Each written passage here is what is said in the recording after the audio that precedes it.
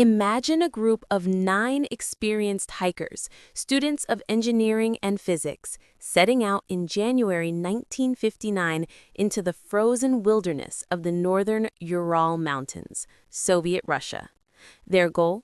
A challenging ski trek over remote, snow-covered terrain. But when they did not return, what was found instead would become one of the most haunting mysteries of the 20th century. They were led by Igor Dyatlov, a 23-year-old radio engineering student from the Ural Polytechnic Institute. On January 25, he and his team left the town of Ivdel, then traveled onward to Vizhai, the last settlement before the wilds. Most of them were skilled hikers with ski experience.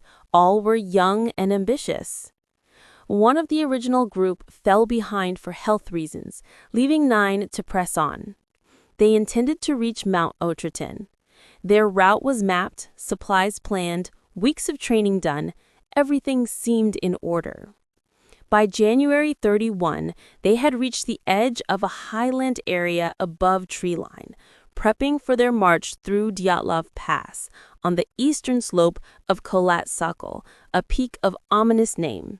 In the Mansi language, Kholat Sakal means dead mountain or silent mountain. Temperatures were bitter, far below freezing, deep snow, fierce winds. The night of February 1 to 2 brought unusually harsh conditions.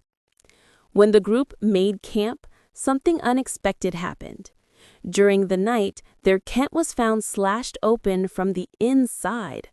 The hikers fled in sub-zero temperatures, some without proper clothing, some barefoot or nearly so. Their footprints led into the darkness, away from the tent, with gear, shoes, and boots left behind. It was as though they fled in panic, in desperation. Several bodies were found in late February near the tent, others only in May when snowmelt revealed spots hidden under the ice. 6 died from hypothermia, 3 suffered fatal physical trauma. One woman, Lyudmila Dubinina, was found missing her tongue. Others had facial injuries, chest fractures, a fractured skull in one case. Their injuries were unusual. In some cases, internal damage was severe, yet there was little to no external bruising. The official Soviet investigation noted that the hikers had likely been overcome by a compelling natural force, but no one could explain exactly what that force was. Was it an avalanche? Possibly a slab avalanche, which, combined with katabatic winds, could have forced them from their tent into the snow. Recent research supports that idea.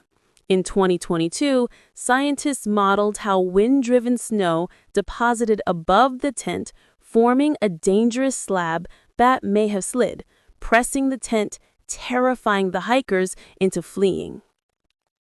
Still, many questions remain unanswered.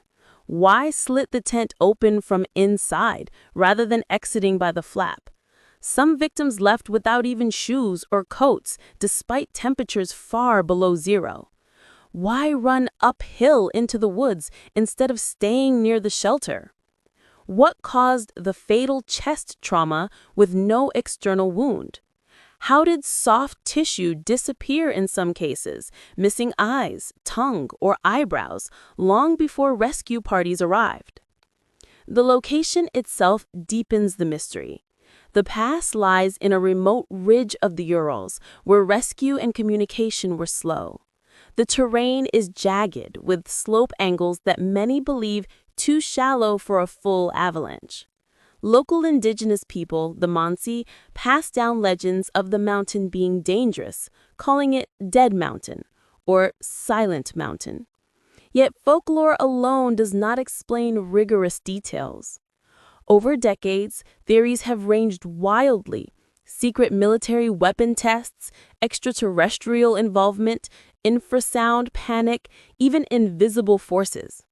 Trace amounts of radioactivity were found on some clothing, though modest and explainable in part by natural minerals.